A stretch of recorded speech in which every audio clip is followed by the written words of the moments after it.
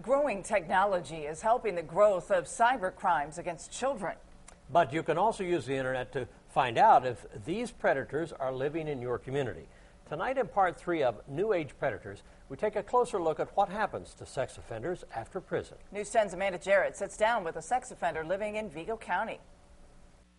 I don't want to be alone with any kids just because I don't want anything said. Steve's a convicted sex offender. He lives in Vigo County. He could even be your neighbor, and you might not even know. He was convicted on 3 felonies of child exploitation and child pornography. You don't feel that you're a danger to children?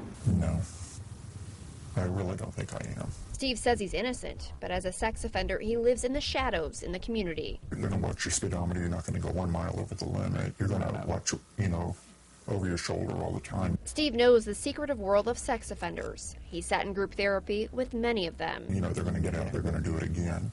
I mean, there was old men there in wheelchairs talking about as soon as they could get out, they're going to do whatever they were doing.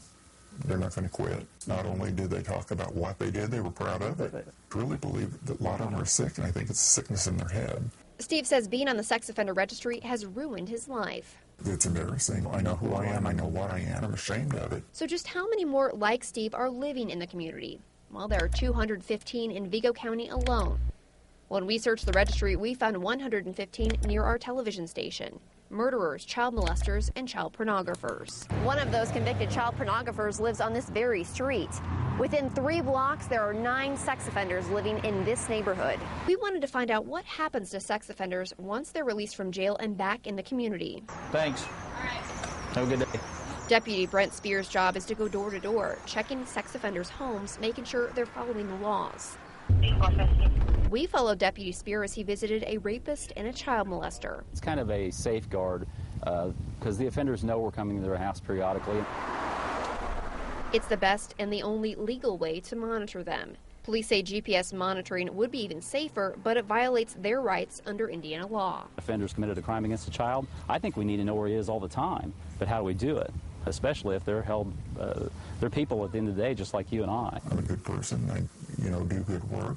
There's nothing I wouldn't do for anybody, but because of this, a lot of people think that I'm a bad person, and I'm not. Steve has to register for 10 years. After next year, he'll no longer be on the registry, but will still live in seclusion. I'll still live like I'm living now, just hide away. Keep your blinds closed, don't neighbor a whole lot, and just kind of like keep to myself. Like many of your unknown neighbors, those who may live in secret, but are only a click away. With Chief Photojournalist Mike Latta, Amanda Jarrett, News 10. To see bonus footage from our interviews or to check out more on New Age Predators, visit our website at WTHI-TV.com.